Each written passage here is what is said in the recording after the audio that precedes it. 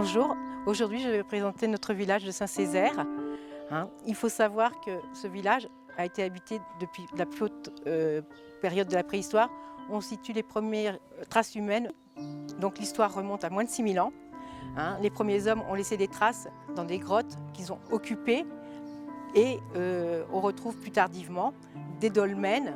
On compte sur le territoire de Saint-Césaire une trentaine de dolmens, pseudo-dolmens et tumulus. Ensuite, on retrouve aussi des enceintes qui ont pu servir d'abri ou de lieu de défense. On en compte 7 sur ce territoire. Le village fut occupé par les Romains. La seule trace qu'on ait sur le village de cette occupation, c'est le sarcophage que je vais vous faire découvrir. Donc le sarcophage fut découvert sur les terres agricoles de Saint-Césaire. Il a servi d'abreuvoir aux animaux, avant qu'on s'aperçoive qu'il y avait effectivement des inscriptions, et à ce moment-là, on s'est penché dessus. Donc ce sarcophage met en fait les restes d'un jeune homme de 18 ans, Marcus Octavius Nepos. Il était certainement le fils de riches personnes. Alors en fait, vous allez penser que ce sarcophage est un peu petit pour avoir contenu le reste d'un jeune homme. À l'époque romaine, on faisait une crémation partielle des corps et on conservait les os dans ce genre de monument. Alors là, nous nous trouvons maintenant ce qu'on appelle la chapelle Notre-Dame de Sardaigne. C'était autrefois l'église du village. On retrouve des traces de bâtiments servant à l'office religieux déjà dès le Xe siècle. Sur cet emplacement, cette chapelle fut rebâtie au XIIIe siècle, donc avec des pierres taillées, des petites joints très fins, comme on faisait à cette époque-là. Au Moyen-Âge, on comptait déjà les 3 petites ouvertures de fenêtres ici, qui sont construites avec une double embrasure, séparées par des linteaux de pierre taillés. Donc ici, nous avons un buste reliquaire du saint patron du village, Saint Césaire, qui fut évêque d'Arles et qui a vécu aussi sur les îles de Lérins. Donc ce monument fut l'église du village pendant un certain nombre de siècles, et il n'est pas impossible, à ce qu'en disent les historiens, que le premier développement de Saint-Césaire se soit fait autour de cette église. Et c'est après, à la construction d'un château au XIIe siècle, qu'ils auraient été vers le village actuel. Donc maintenant, je vous propose de découvrir notre église.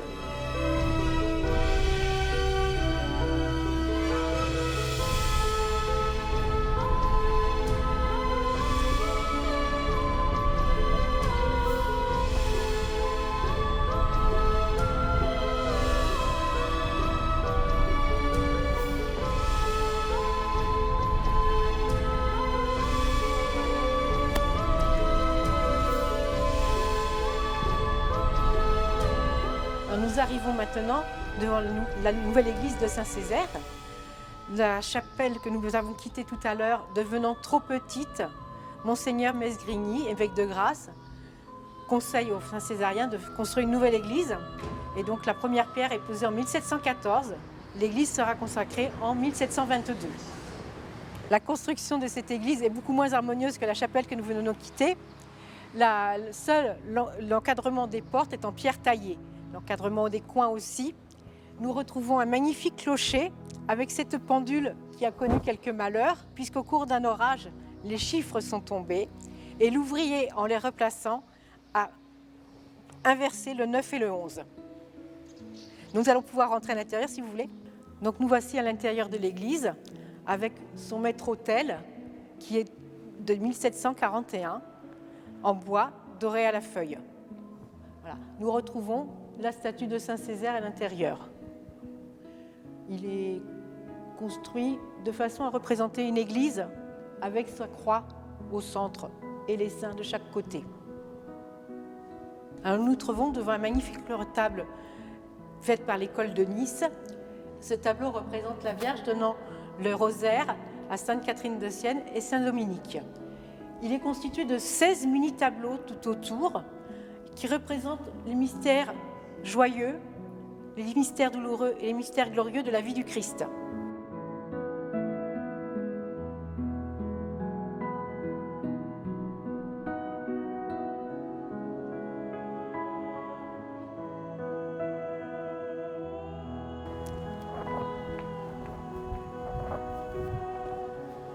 Alors nous nous trouvons devant l'entrée principale de l'ancien village de Saint-Césaire. L'ancien village a dû s'édifier autour du XIIe siècle. Alors cette porte fut renforcée au XIVe siècle avec le début de la guerre de Cent Ans et l'épidémie de peste qui arrivait. Donc on retrouve sur cette porte des pierres de tout venant, des pierres qui ont été réutilisées, donc, qui venaient de l'ancien château du XIIe siècle, entre autres ces pierres à bossage typiques de la taille du XIIe siècle, où on avait à peu près 2-3 cm avant la formation de la bosse. Donc ça, c'est certainement des pierres qui venaient de l'ancien château.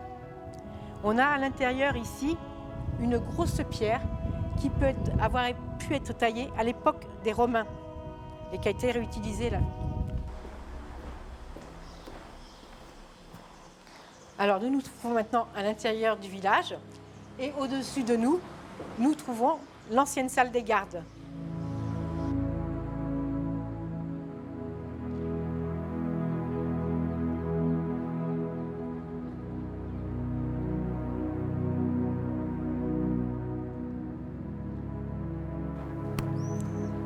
Alors nous arrivons bientôt maintenant devant la deuxième porte de Saint-Césaire. Autrefois, dans ce jardin, se trouvait l'hospice de Saint-Césaire. Il servit d'école, mais malheureusement le bâtiment s'est écroulé. Derrière moi, nous retrouvons aussi une ancienne chapelle, Notre-Dame de la Miséricorde.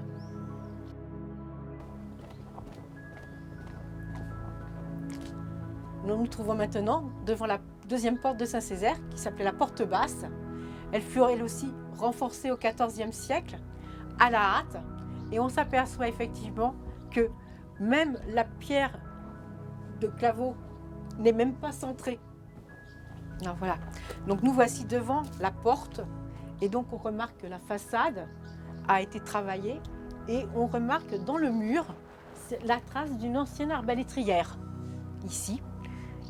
Et au Moyen-Âge, on ne fermait pas les portes avec des serrures, on utilisait des poutres et on disait qu'on barrait la porte. Et on retrouve encore l'encoche d'un côté et un trou effectivement qui servait de reposoir à la poutre dans le mur.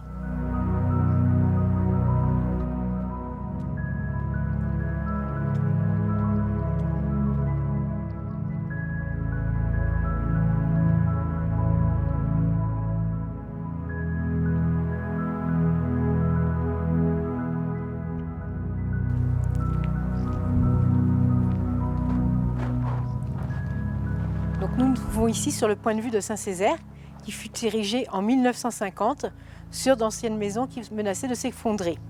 De là, nous avons donc toujours notre vue de 3/4 sur les montagnes et en face de nous, le golfe de Saint-Tropez, le golfe de Fréjus. Donc en bas se trouve la Siagne, le fleuve qui sépare en fait le département des Alpes-Maritimes et le département du Var.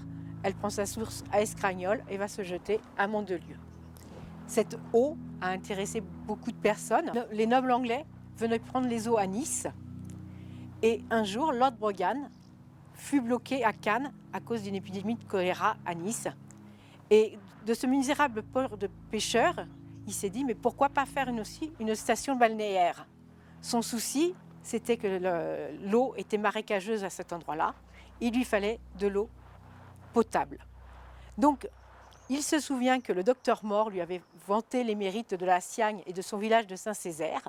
Suite à de nombreuses polémiques, il est décidé de construire un canal amenant l'eau de la Siagne de Saint-Césaire jusqu'à Cannes, à condition qu'il soit édifié un bélier hydraulique pour également amener l'eau à Saint-Césaire.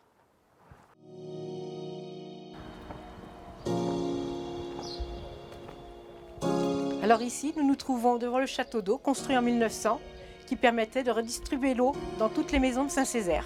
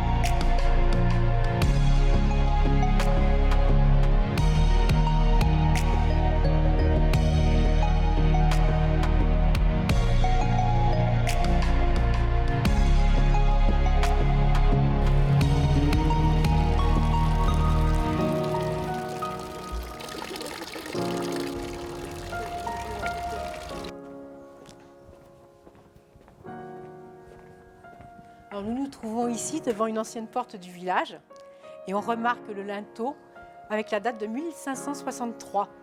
Une rosace de 5 branches au milieu aussi. La pierre a été taillée dans un seul bloc. Alors nous nous trouvons à côté de l'arbre de la Liberté qui fut planté en 1848.